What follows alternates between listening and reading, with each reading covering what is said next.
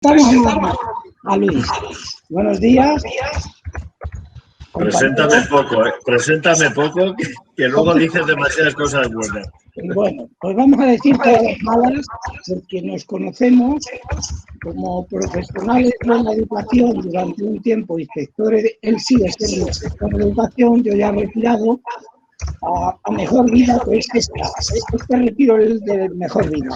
Bueno, Luis es licenciado en Filosofía y Letras en Geografía e Historia por la Complutense. Es doctor en Historia Contemporánea y además ahí hay que puntualizar sobresaliente culpable por unanimidad del tribunal. Funcionario de carrera del cuerpo de profesores de grado que ejerció durante 20 años, básicamente 15-20 años, de director de instituto y funcionario de carrera del cuerpo de inspector de educación en el 2006 y desde entonces hasta ahora continúa en activo y compatibiliza también su profesión docente y universitaria con la formación en la Universidad Camilo de Estegela como profesor y también la formación de inspectores o la formación para inspección de educación en la Academia Magíster lo viene realizando. Tiene una línea de investigación histórica muy abundante en lo suyo, que es historia, con una veintena de libros de divulgación. Tengo aquí una serie de ellos, Raíces, España, Raíces, y el 2 de esa misma edición, España 2, Camino hacia la modernidad. Tengo otro por aquí, La batalla de Trafalgar, la Segunda República Española, pero hay dos que me gustan mucho, Luis, de entre tantos que tienes. La España cuestionada, historia de los orígenes de la nación española, y este es especial, la historia de España en 100 preguntas. Qué bueno es de manejar y de recordar de nuevo la historia. Recomendable a alumnos y a nosotros, cualquiera. Yo también soy de historia, catedrático de historia, pero viene bien de vez en cuando echar mano de ello. Ha sido subdirector general de la Inspección Educativa en la Comunidad de Madrid. Hemos colaborado mucho cuando yo estaba de jefe de inspección en Madrid Oeste y hemos tenido experiencia de todo tipo ahí cuando él ostentaba esa subdirección general. Pero voy a finalizar ya aludiendo a dos momentos del currículo de Luis. Una, porque nos afecta hoy aquí, porque viene en representación del colegio para todos nosotros, porque él fue premio del Colegio de Doctores y Licenciados en Filosofía y Letras y en Ciencia, nuestro colegio en el que estamos, al mejor expediente universitario en el año 1989. Mejor expediente universitario. Que recuerdo que estaba Salmerón, el actual decano de secretario general, y José Luis Negro ostentaba el cargo de decano. Entonces, hoy nos va a saludar Roberto, nos llamará para saludaros a todos y se encontrará contigo de nuevo de esa cena que tuvisteis y la entrega de lo que fue el premio. Y otro momento es porque en las oposiciones de inspección, en el 2006, fue el número 1 de las oposiciones. Y lo puedo testificar porque yo formaba parte de ese tribunal, que es cuando conocí a Luis.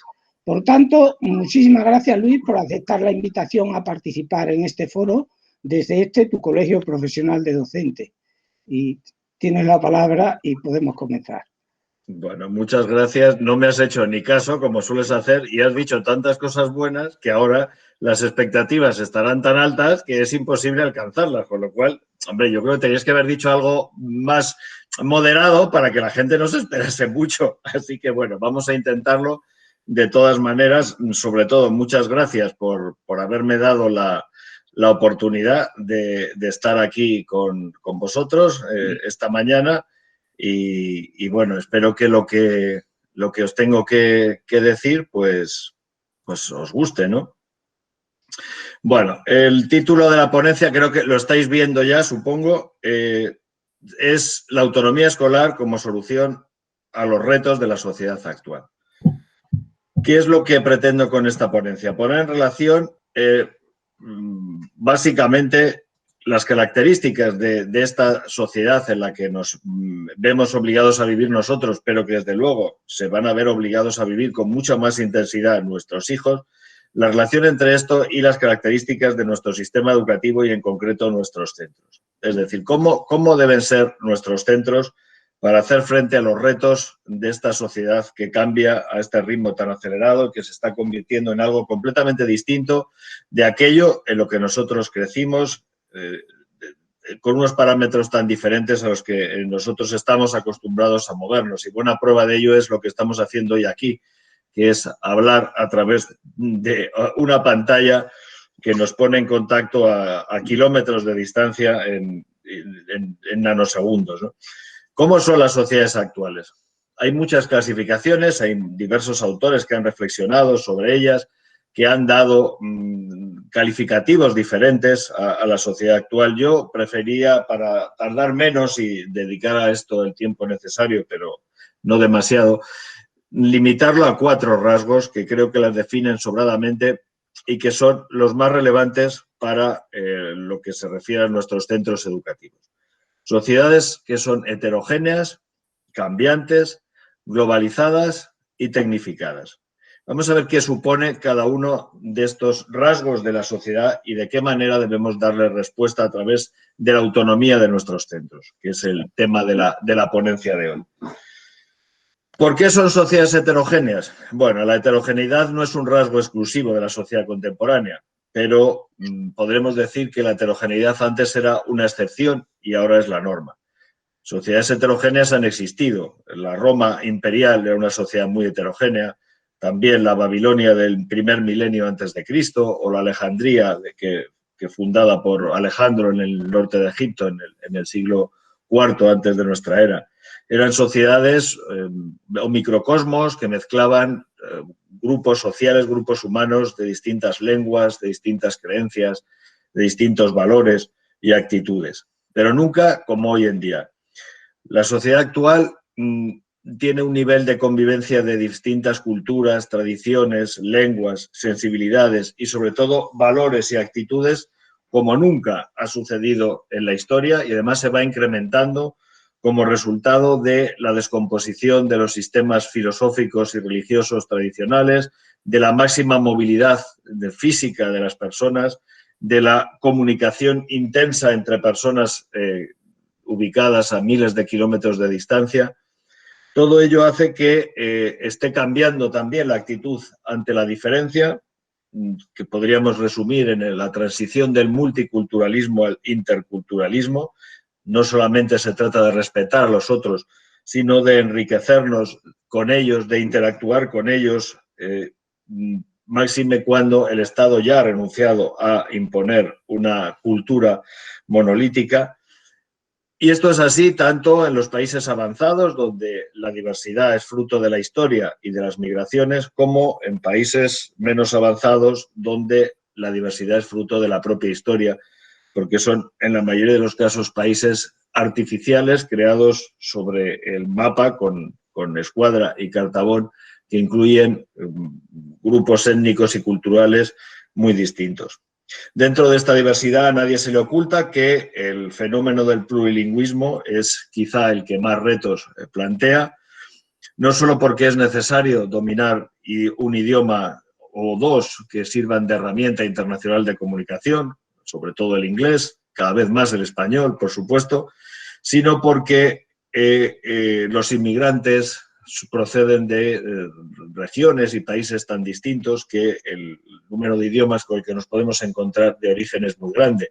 Y sobre todo, porque tampoco podemos negarlo, el plurilingüismo es la realidad natural de la gran mayoría de los estados del planeta. Recordemos que hay 7.000 lenguas vivas en la actualidad y el número de estados, redondeando, está en torno a 300. Hay estados que tienen cientos de lenguas, como la India o China, ¿no? Pero quizá más que representativa de esta sociedad sea el cambio acelerado. Ya hace varias décadas, Geoffrey Barraclough habló de la aceleración del tempo histórico como una de las características de la sociedad contemporánea pero sin duda alguna esa aceleración se ha sobreacelerado en las últimas décadas hasta el punto de hacer del cambio, el cambio continuo, el cambio casi imperceptible, pero rapidísimo, el rasgo fundamental de nuestra sociedad. Un rasgo que ha hecho que filósofos como Zygmunt Bauman hablen de modernidad líquida, en el sentido de que las realidades sólidas de las generaciones precedentes, como el valor del trabajo, la responsabilidad, el matrimonio para toda la vida o la solidez de la educación de los hijos, se van desvaneciendo, nadie se compromete ya con nada demasiado tiempo y el ser humano se va convirtiendo en una suerte de nómada, en una especie de turista, como el mismo Bauman dice, que fluye a través de su vida, cambiando de domicilio, cambiando de trabajo, cambiando de pareja, a veces incluso de valores políticos y morales e incluso de orientación sexual. Como el mismo Bauman dice, como un líquido en un vaso en el que el más ligero empujón cambia la forma del agua. Naturalmente esto es un reto enorme para el sistema educativo porque debemos preparar para ese cambio, pero a la vez insertar en los niños y en las niñas esos valores más o menos sólidos, estables, que les confieran la capacidad de convertirse en seres humanos valiosos, únicos y que les proteja de la deshumanización. Es un reto realmente complejo, quizá el mayor al que tenemos que enfrentarnos. Nuestras sociedades son también sociedades globalizadas. La globalización no es algo absolutamente nuevo. Tiene raíces históricas que se remontan a la época de los descubrimientos, cuando el contacto de Europa con América primero y luego con los otros continentes fue creando una economía mundo que se construyó poco a poco, pero que no ha hecho más que crecer desde los comienzos de la Edad Moderna, en un proceso que no puede negarse se ha exacerbado en las últimas décadas como resultado del triunfo absoluto del capitalismo como modo de producción. Si recordáis, Francis Fukuyama escribió en los años 90 ese ensayo demoledor que se llamaba El fin de la historia y el último hombre, en el que realmente hablaba del fin de la historia, pero de lo que realmente estaba hablando era del triunfo del capitalismo, el fracaso del comunismo como alternativa. Ese capitalismo triunfante, unido al desarrollo de las tecnologías de la información y la comunicación y el abaratamiento de los medios de transporte, sin duda alguna ha generado que la globalización sea otro de los rasgos característicos de nuestra época y que sea necesario educar a los niños para vivir en ese mundo cada vez más globalizado, un mundo sin fronteras. Y por último, la hipertecnificación, la aparición de eso que algunos autores han llamado sociedad del conocimiento, que nace de la convergencia de dos fenómenos tecnológicos evidentes, el desarrollo de las tecnologías que trabajan con números, por un lado, y la digitalización, es decir, la capacidad de codificar el lenguaje binario, cualquier información, sea cual sea su soporte, sea textual, imagen o sonido o multimedia. De tal forma que la información, que era un bien escaso, es ahora un bien superabundante y el gran problema que se nos plantea no es la falta de información, sino el exceso de información, que no es equivalente a conocimiento, sino que requiere el desarrollo de unos procesos mentales en los alumnos que les permitan procesar esa información y transformarla en conocimiento. No cabe duda que esa hipertecnificación está teniendo también un impacto enorme sobre la sociedad y que nos abre un debate interesante sobre cuál será el futuro que nos espera en un contexto de desarrollo económico creciente y cada vez más extendido, en el que países que antes estaban atrasados y producían y consumían muy poco, como la India, como China o Brasil, otros países emergentes, consumen ahora masivamente productos, materias primas y fuentes de energía. El futuro del planeta, así las cosas, puede ser positivo, como defienden autores como Jeremy Rifkin, que hablan de la tecnología como la herramienta que triunfará al final sobre el capitalismo para dar lugar a un nuevo modo de producción que él denomina procomún colaborativo, en el que todos seremos a la vez productores y consumidores, gracias al desarrollo de Internet y a la energía barata.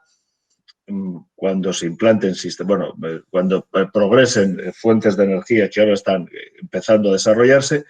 Y frente a esta visión positiva existe también una visión negativa que han sustentado autores como el cosmólogo Stephen Hawking o los informes de la NASA que alertan de un colapso inminente de nuestra civilización por agotamiento de las fuentes de energía y los recursos naturales y el calentamiento del propio planeta. Pero no importa tanto detenerse en esto, que no es el objetivo de la ponencia de hoy, sino más bien plantearnos cuáles son las respuestas que debemos dar desde los centros educativos, que al final somos los que estamos a pie de obra, más que el sistema en su conjunto o los gobiernos, ante esos retos. Es decir, ¿qué debe hacer un centro educativo para preparar a su alumnado para vivir en un mundo que es ese cada vez más y con mayor intensidad, y un mundo que además cambia a gran velocidad? Bueno, la respuesta evidente es que los centros deben tener la autonomía, la capacidad suficiente para hacer posible cualquier adaptación a gran velocidad a los cambios que impone esta sociedad que se transforma a tanta velocidad. Los centros, pues, deben tener el máximo nivel de autonomía posible. Por supuesto, los centros privados, como sois los que estáis hoy aquí, la tienen porque se lo garantiza las leyes orgánicas, la LODE especialmente y la LOE, pero esa autonomía no sirve con que las leyes la garanticen o la aseguren, sino que es necesario que los centros estén preparados para sacarle todo el partido posible. Es un error, hablando de la enseñanza pública, un error típico de nuestra clase política, de las autoridades educativas, considerar que basta con conferir a un centro autonomía para que ese centro alcance por sí mismo las máximas cotas de calidad. El centro tiene que estar preparado para ejercer esta autonomía. Tiene que cumplir ciertos requisitos de maduración o de madurez que les coloquen en condiciones, en situación de disfrutar esa autonomía y aprovecharla al máximo. Y ese es el objetivo fundamental de la ponencia de hoy. ¿Cómo debe ser un centro? ¿Qué debe hacer un centro para aprovechar al máximo esa autonomía y convertirse en un centro eficaz, en un centro capaz de cualificar y formar a sus alumnos para esta nueva sociedad? En mi opinión, son tres los rasgos que debe reunir el centro para convertirse en un centro realmente eficaz. Un nuevo modelo de dirección, distinto del tradicional, un nuevo papel del profesorado, una nueva forma de trabajar del profesorado y la implantación de procesos de evaluación continuos orientados hacia la mejora. Vamos entonces a detallar o a reflexionar con un poco más de profundidad sobre cada uno de estos aspectos. ¿Cómo debe ser la nueva dirección escolar? Pues es evidente que una nueva escuela como la que pretendemos construir, una escuela autónoma, no puede tener el mismo modelo de dirección que la escuela tradicional. Cuando decimos que la escuela no es la misma, que la escuela ha cambiado, nos referimos sobre todo a que los centros tradicionales, los que conocíamos hasta incluso los años 90 o incluso más cerca de nuestro presente, eran entes dotados de una gran estabilidad, firmemente anclados en la tradición cultural del país, acostumbrados a una diversidad muy escasa, a la presencia de valores altamente compartidos entre todos los alumnos y las familias y claramente asociados al orden, al esfuerzo, al respeto a la autoridad y al valor de la cultura, todo eso que muchos echamos de menos. También es cierto, y esto no era positivo, que eran pocos los niños que proseguían los estudios una vez que salían de los colegios, y los que lo hacían, los que querían estudiar una carrera, estaban muy motivados por altas expectativas de acceder a puestos de trabajo bien remunerados. Los maestros tenían ganada, por tanto, la batalla de la autoridad y los directores podían dedicarse a la gestión desde una perspectiva administrativa.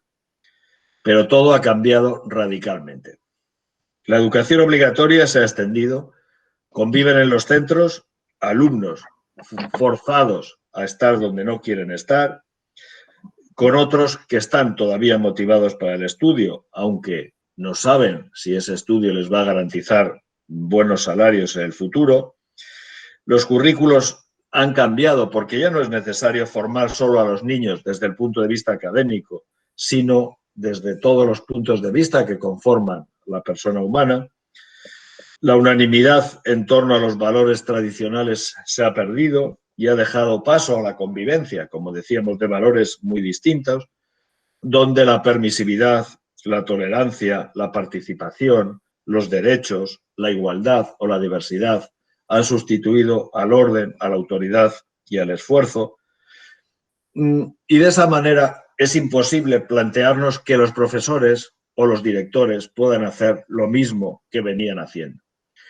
Esencialmente, el director no puede ser ya un gestor de recursos. Tiene que ser fundamentalmente un líder pedagógico. Un líder capaz de llevar a las escuelas a su conversión en comunidades activas de aprendizaje, que luego comentaremos, es un clásico de la teoría pedagógica moderna, pero luego le daremos un poco más de atención. Comunidades activas orientadas clara y firmemente hacia la mejora. Directores que deben ejercer ese liderazgo orientándose además con claridad a la ruptura, a la destrucción del individualismo patológico que han tenido los docentes españoles y que ha conducido a escuelas fragmentadas que se basan en su funcionamiento en el presupuesto, que no deja de ser un axioma, de que todos los profesores hacen bien su trabajo y todos saben lo que tienen que hacer. Es evidente que frente a esta visión es necesario introducir una nueva visión del liderazgo de los directores, del director como líder. Parece que luego nos van a hablar del liderazgo transformacional y no voy a entrar, por tanto, en eso, pero sí me limitaré a mencionar algunos rasgos que deben caracterizar el liderazgo de los directores.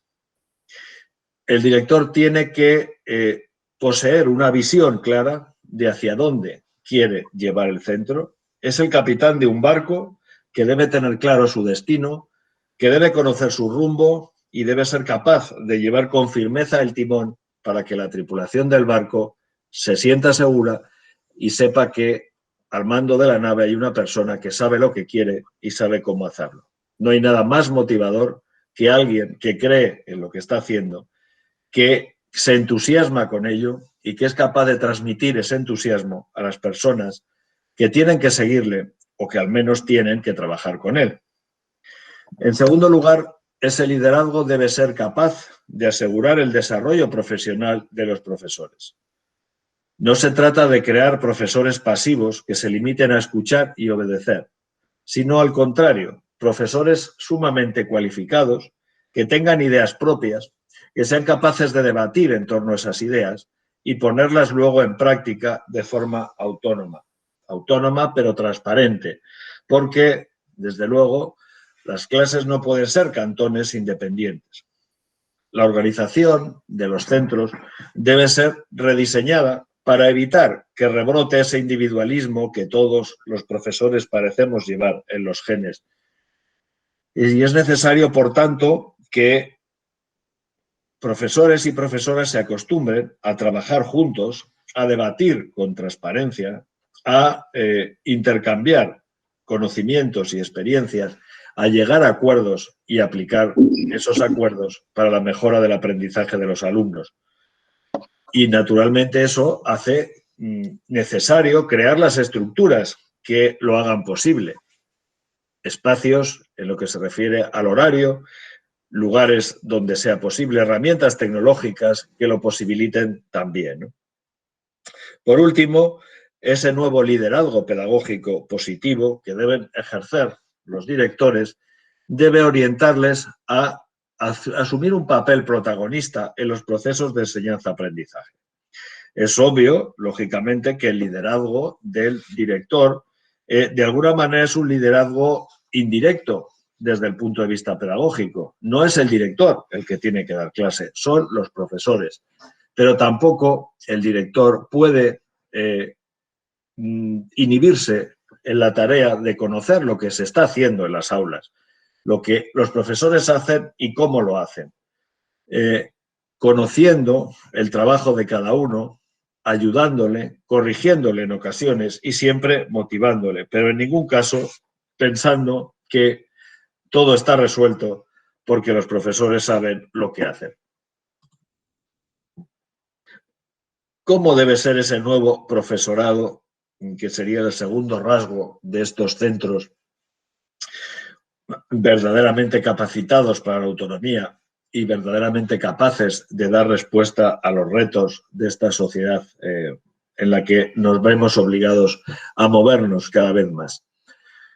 Bueno, algunos autores, sobre todo Fulan, en el caso de España, pues Bolívar, por ejemplo, hablan de la necesidad de convertir a los claustros de profesores en lo que ellos denominan comunidades profesionales de aprendizaje.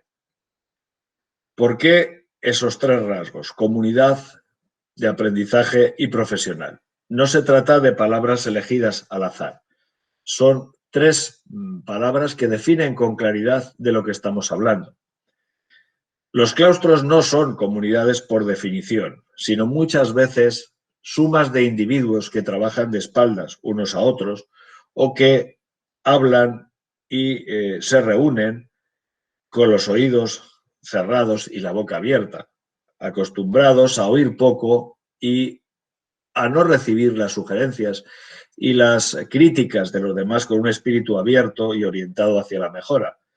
Es necesario que esa suma de individuos, que muchas veces forman los claustros, den paso a una comunidad, es decir, a un grupo de personas que desarrollen entre ellos una relación continua y que asuman una responsabilidad de carácter colectivo y compartido con la mejora de su práctica profesional.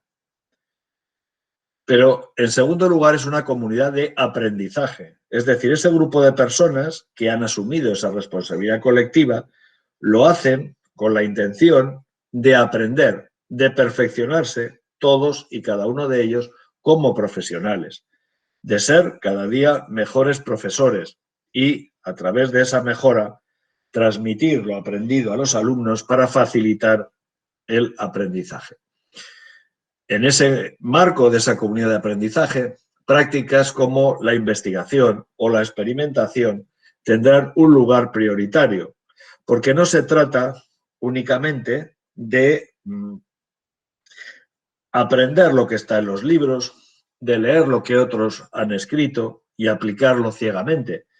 Se trata de tamizar ese conocimiento que proviene del progreso científico, de las ciencias de la educación, a través del propio conocimiento adquirido por medio de la experiencia, por medio de la propia reflexión.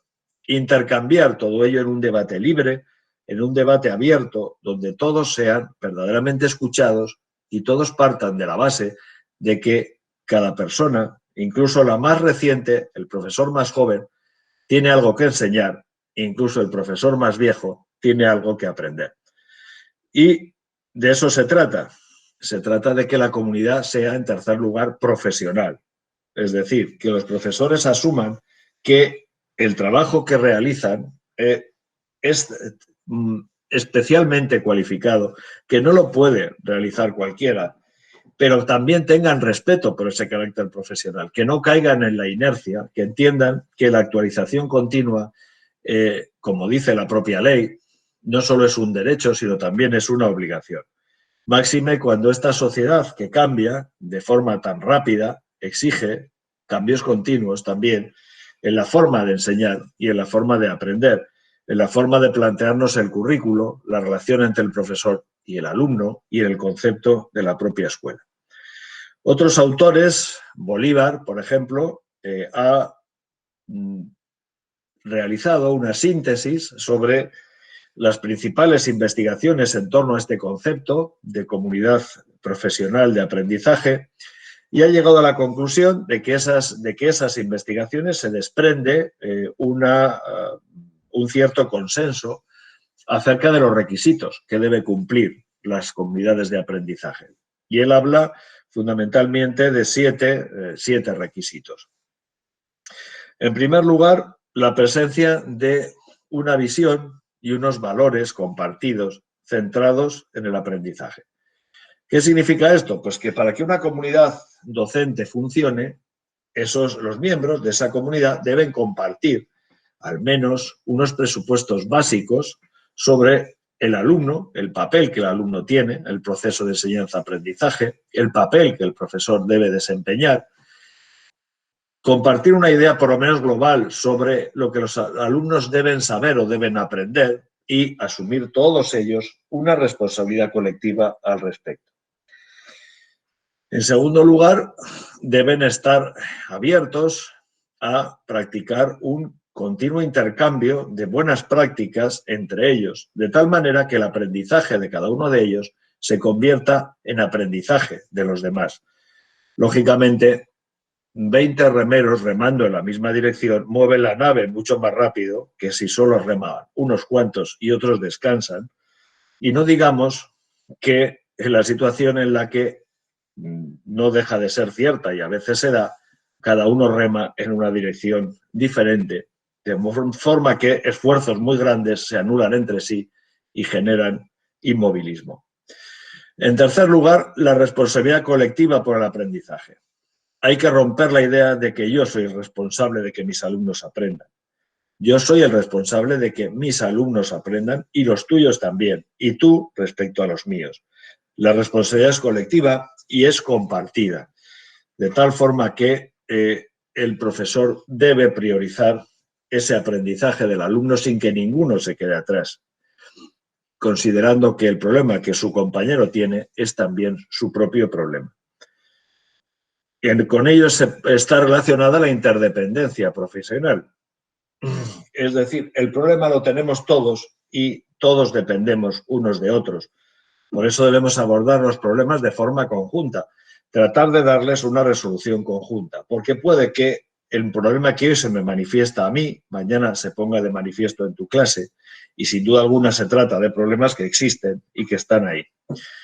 Procesos de indagación reflexiva. No se trata, como decíamos, de repetir lo que otros han hecho. Se trata de reflexionar juntos a partir de datos recabados por nosotros mismos, reflexionar críticamente sobre esos datos y tratar de dar soluciones a los problemas que se pongan de manifiesto. Ello exige naturalmente confianza mutua.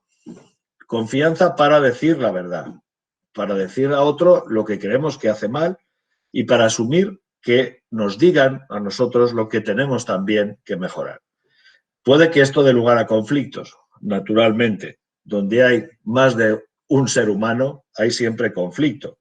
El conflicto es connatural al ser humano. La cuestión es que una organización eficaz, y una comunidad de aprendizaje debe serlo, debe dotarse de los mecanismos que hagan explícitos esos conflictos, eviten que se enquisten, generando fracturas en la organización que impiden su funcionamiento y les den una respuesta y una solución rápida.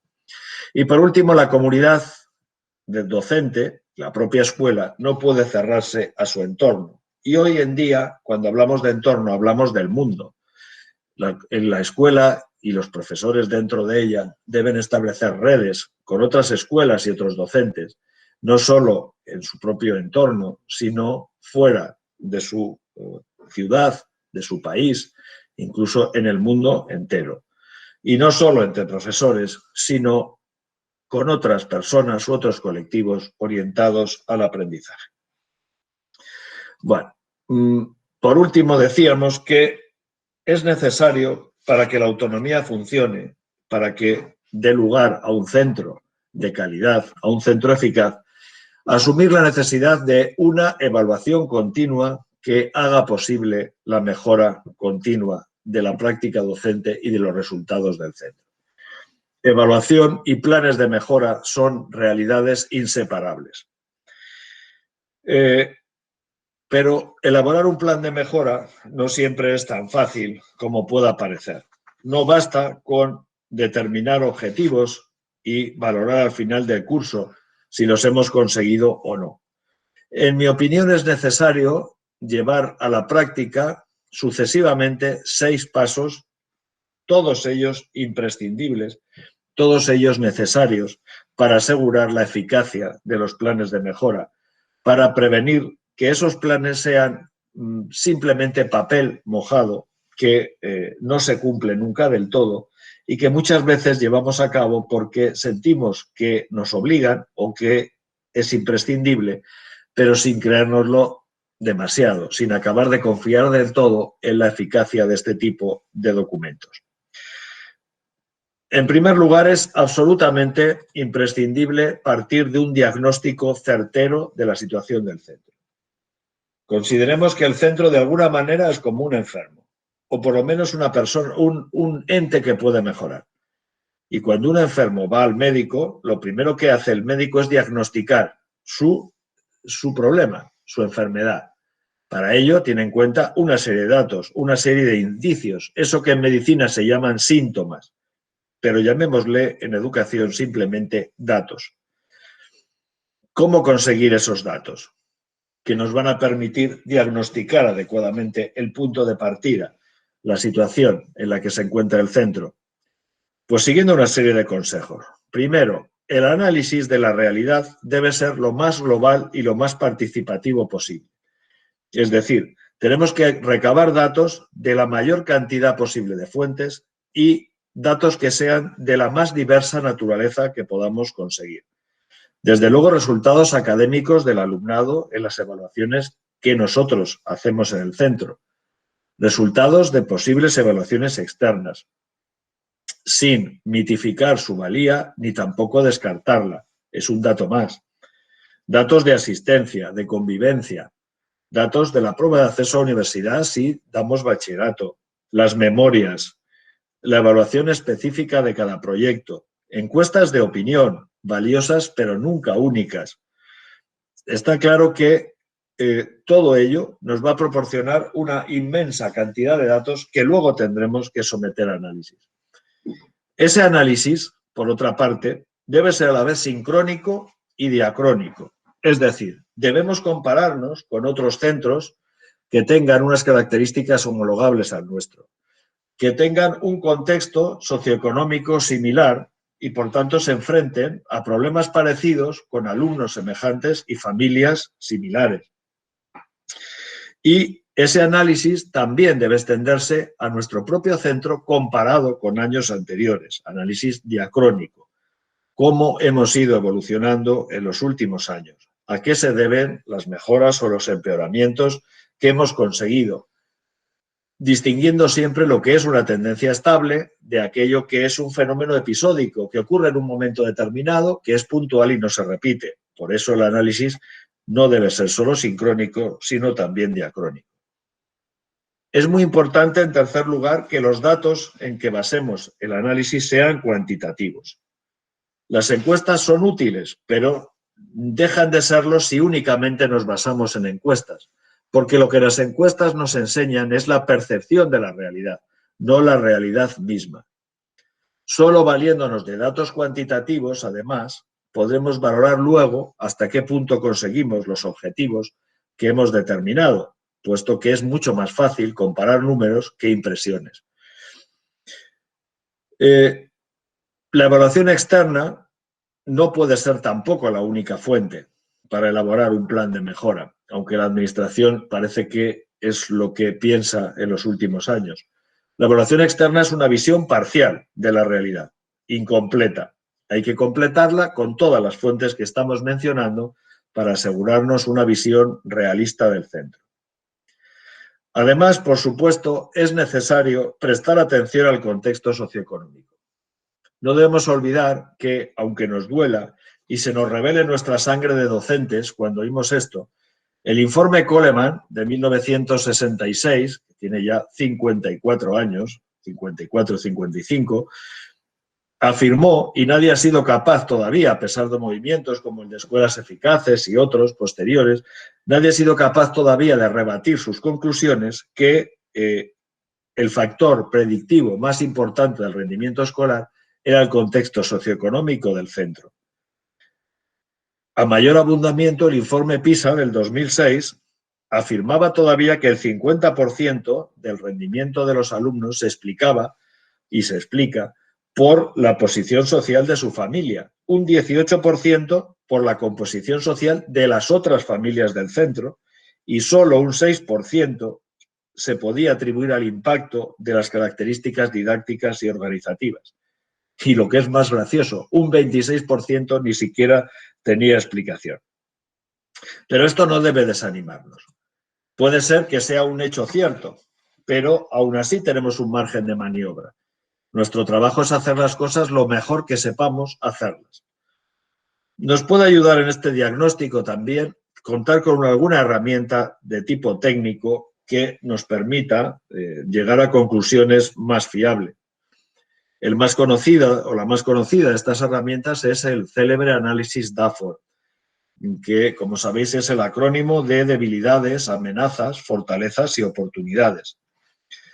Es un sistema que nos permite analizar con toda claridad qué es lo que hace fuerte a nuestro centro, desde dentro y desde fuera.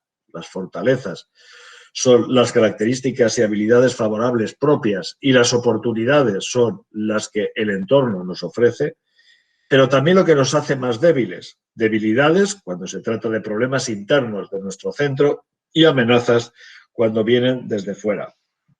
Es obvio que podemos completar esto con algunas otras herramientas, pero creo que la que más se adecua al análisis de los centros es el análisis DAFO, porque otras, que conoceréis sin duda alguna, como el análisis PEST o PESTEL, o el de las 5 fuerzas de Porter, son herramientas más bien pensadas para servir de ayuda a las empresas en el análisis de su posición en el mercado y su fortaleza y debilidad en el lanzamiento de productos concretos.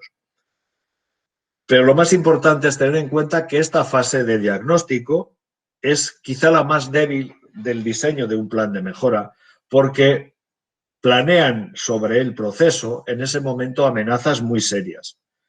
Esas amenazas son la tendencia que tiene el profesorado a la inercia, el derrotismo o el recelo ante lo que parece a primera vista un enorme volumen de trabajo, el terreno abonado que esta situación crea a las insidias de los grupos de oposición dentro de los claustros, sobre todo grupos de oposición al equipo directivo, y es en este momento cuando el equipo directivo debe poner a prueba su liderazgo, su capacidad de construir, motivando, entusiasmando y embarcando a la mayoría del profesorado en un proyecto ilusionante que, si se hace bien, devolverá con creces, pagará con intereses el esfuerzo realizado. El siguiente paso será la definición de las áreas de mejora. ¿Qué son las áreas de mejora? Lógicamente, aquellos aspectos de gran dimensión en el que el centro está peor que otros o está peor que hace unos años. Debemos adoptar una visión positiva de las áreas de mejora. No son cosas en las que estamos mal, son cosas en las que podemos estar mejor, en las que podemos hacerlo mejor. Pero aquí hay que ser modestos. Primero, no debemos elegir un gran número de áreas de mejora porque esto generará dispersión de esfuerzos y disminuirá, sin duda alguna, las posibilidades de éxito y fortalecerá a los derrotistas, desanimando a mucha gente.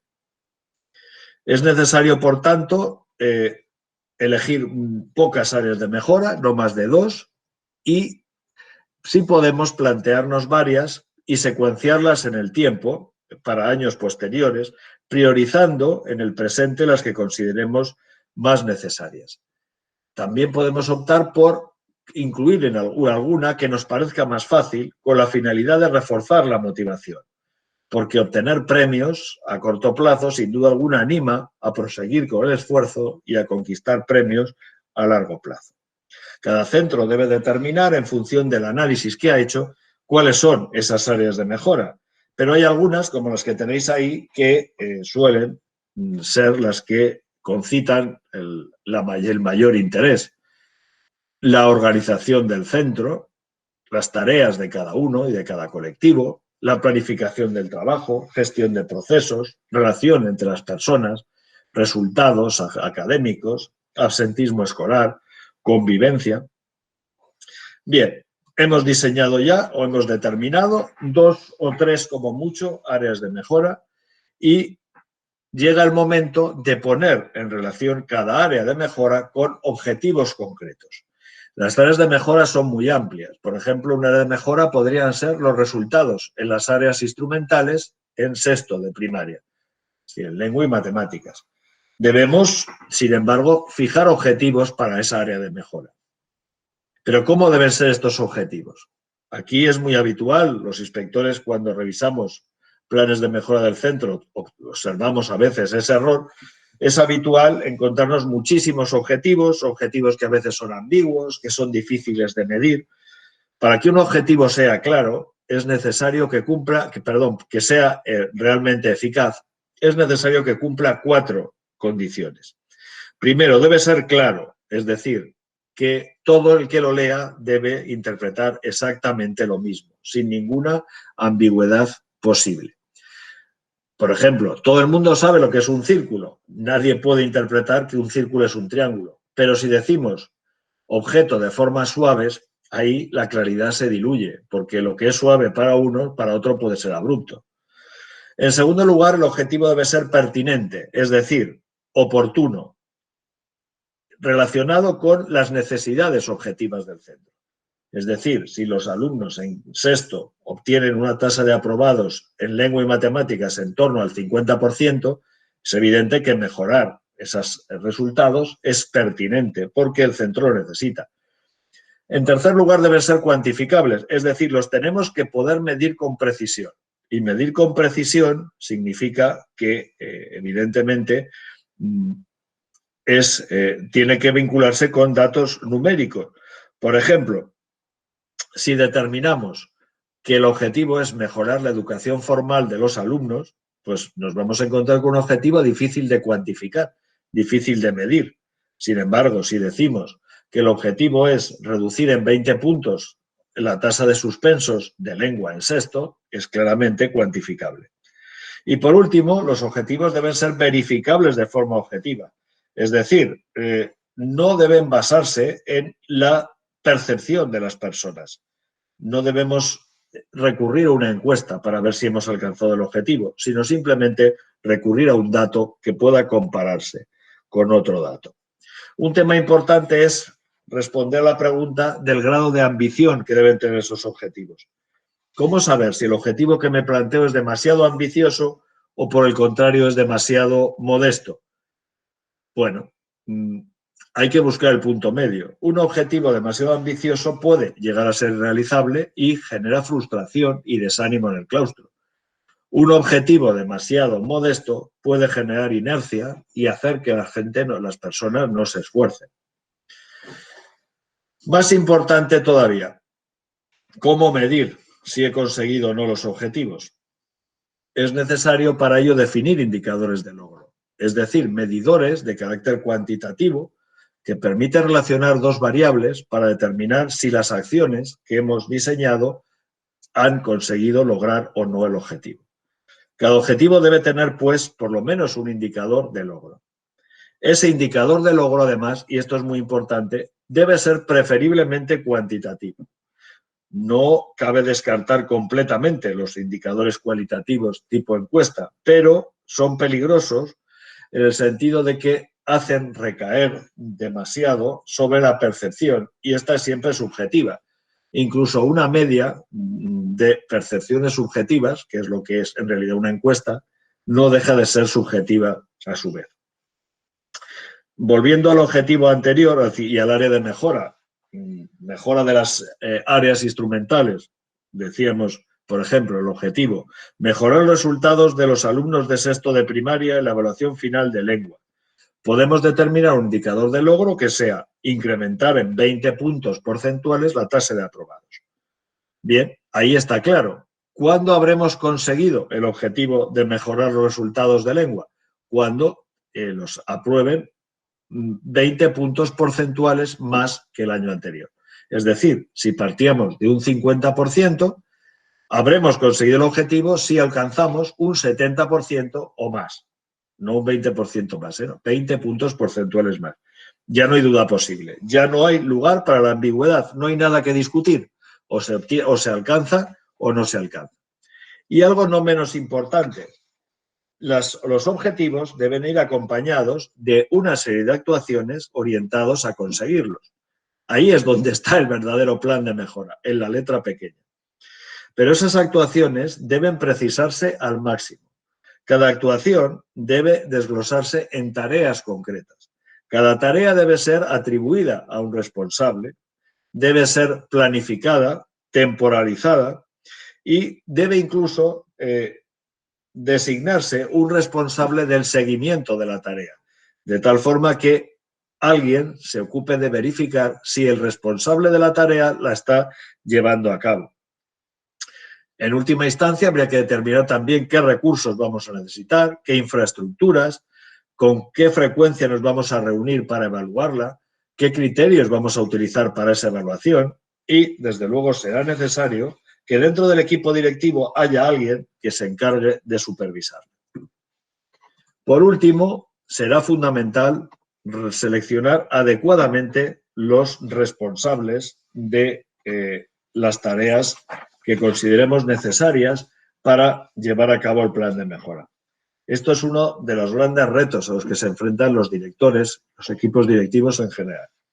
La tendencia, por lo menos en la enseñanza pública, es responsabilizar de las tareas a aquellos y aquellas que sabemos que las van a realizar mejor, porque están más cualificados, porque están más motivados, porque se implican más, porque tienen un entusiasmo que les caracteriza en todo lo que hacen. Y naturalmente esto resulta cómodo para los directores porque les asegura que la tarea sale adelante. Pero naturalmente plantea un problema. Y es que acabamos sobrecargando de trabajo a determinadas personas mientras que liberamos casi completamente a otras. Esto, a corto plazo, pues es apostar por el camino fácil. Seguramente funcionará un tiempo, pero llegará un momento en el que las personas que siempre escogemos para todo se cansen y se quemen y dejen de trabajar o entren en una dinámica de inercia o de desgana. Con lo cual, lo que estaremos consiguiendo es que las personas que no trabajan vayan llevando a su terreno cada vez más a los que sí. Es una de las cualidades del buen líder determinar cuáles son las capacidades de cada uno, porque todo el mundo tiene capacidades y todo el mundo tiene virtudes, y atribuirle responsabilidades en relación con esas capacidades. Esto va a permitir que la persona en cuestión se sienta mejor desde el punto de vista profesional, reciba una cierta remuneración psicológica, sienta que cuentan con él y se implique cada vez más en el funcionamiento del centro. En este sentido, el reparto de tareas es una de las formas más inteligentes de crear comunidades profesionales de aprendizaje y debería ir, digamos, acompañada de la definición de liderazgos secundarios dentro del centro. El director debe ser el líder pedagógico por excelencia, pero no puede ser siempre el mejor en todo y puede contar con personas dentro del claustro con capacidades de liderazgo concretas para ciertas tareas para que le ayuden. Esos líderes secundarios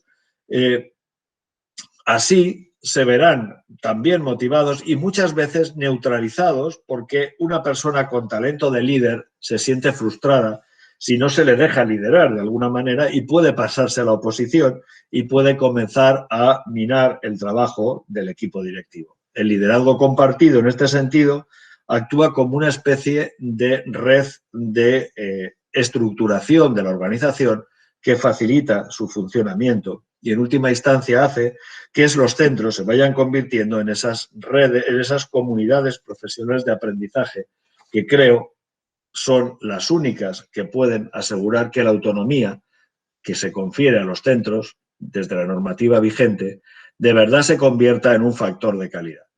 En este sentido, la Administración pone, digamos, las condiciones, pero son los centros los que deben dar el paso para conformarse realmente como organizaciones eficaces que tengan claro cuál es su objetivo, cuál es su misión y su visión y se organicen para conseguirla. Bueno, pues gracias por vuestra atención. Espero que os haya resultado interesante y, bueno, pues a vuestra disposición para lo que estiméis oportuno, ¿no?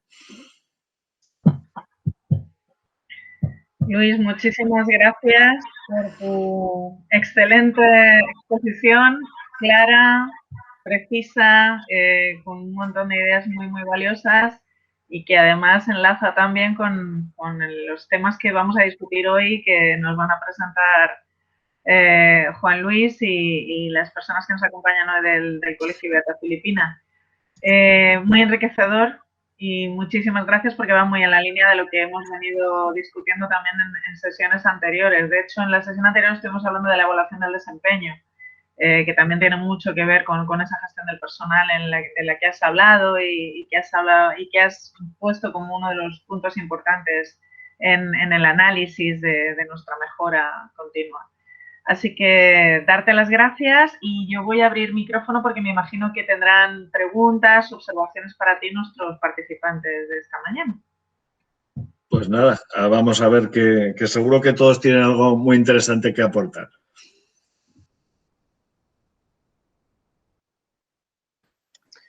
Yo, bueno, un poquito, si te parece.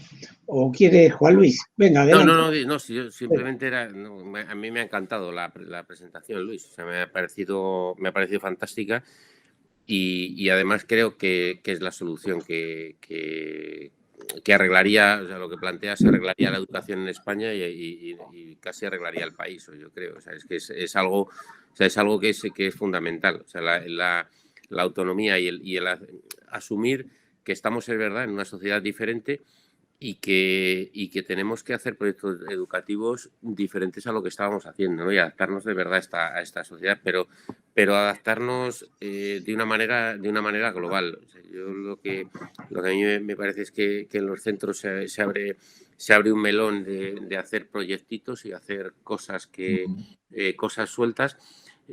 Sin existir un liderazgo que marque una línea de al final dónde queremos ir con ese niño en bachillerato. O sea, estamos formando niños para un bachillerato, ¿no? Y me ha parecido fantástico lo que has planteado, no duda, vamos. Pues me alegro mucho porque eso es lo que se trata, de que entre todos mejoremos y que todos podamos aportar algo realmente desde nuestra experiencia y nuestras áreas de conocimiento, de interés, ¿no? Bueno, yo también quiero felicitar, soy Francisco Anegón, el director del Beata Filipina. Yo coincido con Juan Luis, que me ha parecido interesante y muy actual. Yo quizás pondría el tema del tiempo a nivel de director, de poder tocar todos los palillos que has dicho y de que todo funcione como un director de orquesta que va, yo lo veo es un poco más complicado. Y luego, a mí también me gustaría, debido también un poco a